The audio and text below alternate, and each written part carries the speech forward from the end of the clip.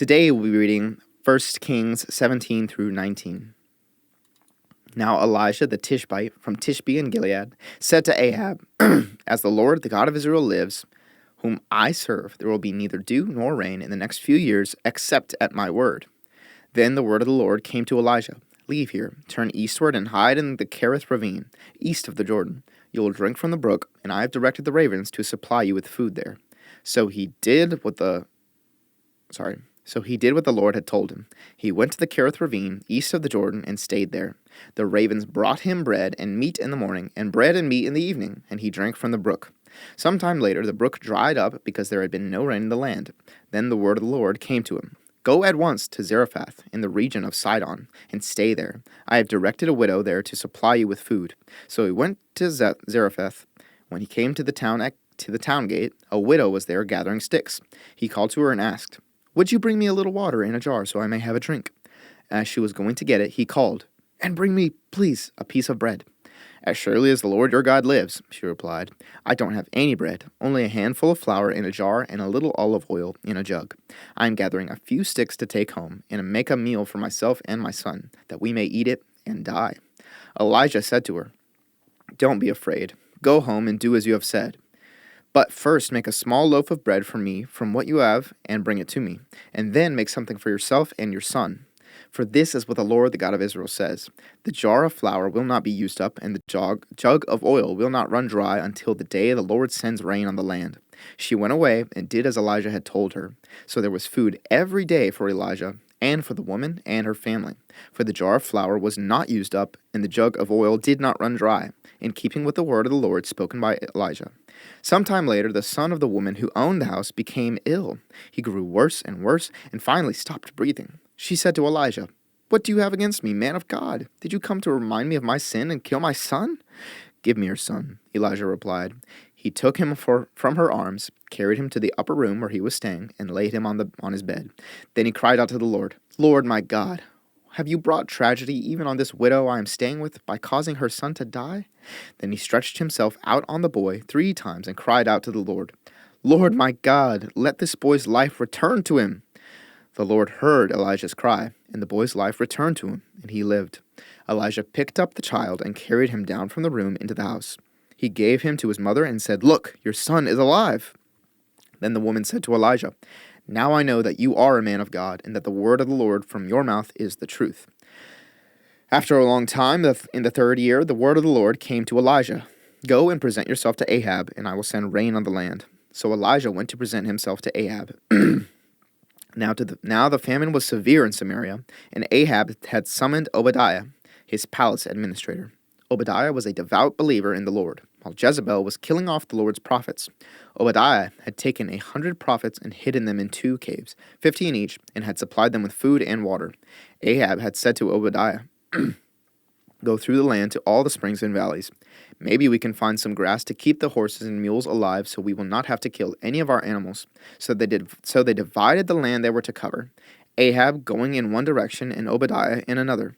As Obadiah was walking along, Elijah met him. Obadiah recognized him, bowed down to the ground, and said, Is it really you, my lord Elijah? Yes, he replied. Go tell your master, Elijah is here. What have I done wrong? Asked Obadiah. That you are handing your servant over to Ahab to be put to death. As surely as the Lord your God lives, there's not a nation or kingdom where my master has not sent someone to look for you. And whenever a nation or kingdom claimed you were not there, he made them swear they could not find you. But now you tell me to go to my master and say, Elijah is here. I don't know where the Spirit of the Lord may carry you when I leave you. If I go and tell Ahab and he doesn't find you, he will kill me. Yet I, your servant, have worshipped the Lord since my youth. Haven't you heard, my lord, what I did while Jezebel was killing the prophets of the Lord? I hid 100 of the Lord's prophets in 2 caves, 50 in each, and supplied them with food and water. And now you tell me to go to my master and say, Elijah is here. He will kill me. Elijah said, As the Lord Almighty lives, whom I serve, I will surely present myself to Ahab today. So Obadiah went to meet Ahab and told him, and Ahab went to meet Elijah. When he saw Elijah, he said to him, Is that you troubler of Israel? I have not made trouble for Israel, Elijah replied, but you and your father's family have. You have abandoned the Lord's commands and have followed the Baals. Now summon the people from all over Israel to meet me on Mount Carmel, and bring the 450 prophets of Baal and the 400 prophets of Asherah who eat at Jezebel's table. So Ahab sent word throughout all Israel and assembled the prophets on Mount Carmel. Elijah went before the people and said, "How long will you waver between two opinions? If the Lord is God, follow him. But if Baal is God, follow him." But the people said nothing. Then Elijah said to them, "I am the only one of the Lord's prophets left, but Baal has 450 prophets. Get 2 bulls for us. Let Baal's prophets choose one for themselves, and let them cut it into pieces and put it on the wood, but not set fire to it. I will prepare the other bull and put it on the wood, but not set fire to it. Then you call on the name of your God, and I will call on the name of the Lord. The God who answers by fire, he is God." Then all the people said, "What you say is good." Elijah said to the prophets of Baal, "Choose one of the bulls and prepare it first, since there are so many of you. Call on the name of your God, but do not light the fire." So they took the bull given them and prepared it. Then they called on the name of Baal from morning till noon. "Baal, answer us," they shouted. But there was no response. No one answered, and they danced around the altar they had made. At noon, Elijah began to taunt them. "Shout louder," he said. "Surely he is a god. Perhaps he is in deep thought, or busy, or traveling. Maybe he is sleeping and must be awakened." So they shouted louder and slashed themselves with swords and spears, as was their custom, until their blood flowed. Midday passed, and they continued their frantic prophesying until the time for the evening sacrifice. But there was no response. No one answered. No one paid attention. Then Elijah said to all the people, "Come here to me." They came to him, and he repaired the altar of the Lord, which had been torn down. Elijah took 12 stones, one for each of the tribes descended from Jacob, to whom the word of the Lord had come, saying, "Your name shall be Israel." With the stones he built an altar in the name of the Lord, and he dug a trench around it, large enough to hold 2 seahs of seed. He arranged the wood, cut the bull into pieces, and laid it on the wood. Then he said to them, "Fill 4 large jars with water and pour it on the offering and on the wood." "Do it again," he said, and they did it again. "Do it a third time," he ordered, and they did it the third time. The water ran down around the altar and even filled the trench. At the time of sacrifice, the prophet Elijah stepped forward and prayed, "Lord, the God of Abraham, Isaac, and Israel, let it be known today that you are God in Israel, and that I am your servant and have done all these things at your command.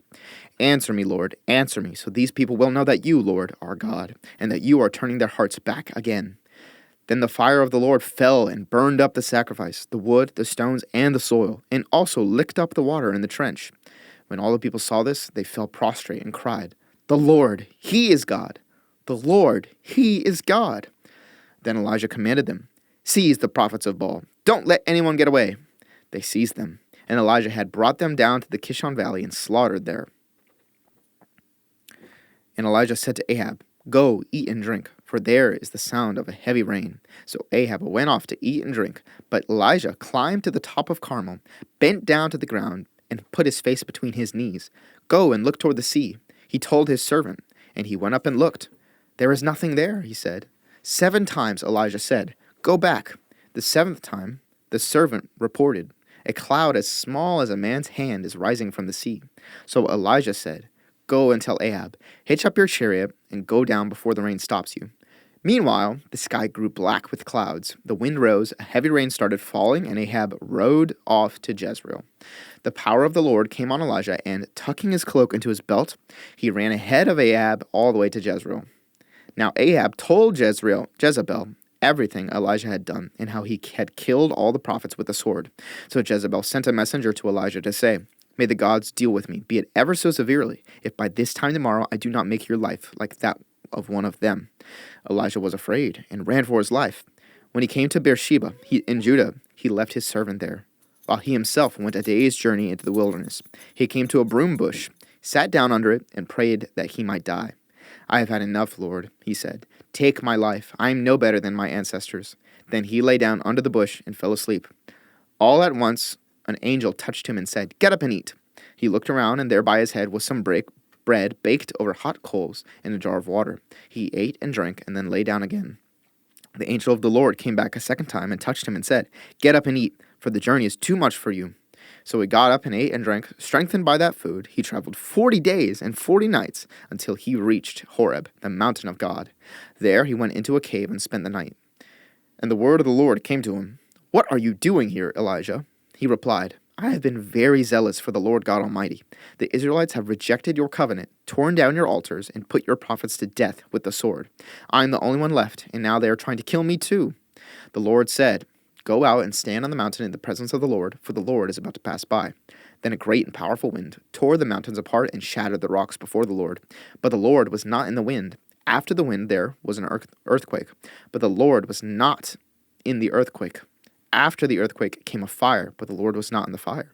After the fire came a gentle whisper. When Elijah heard it, he pulled his cloak over his face and went out and stood at the mouth of the cave.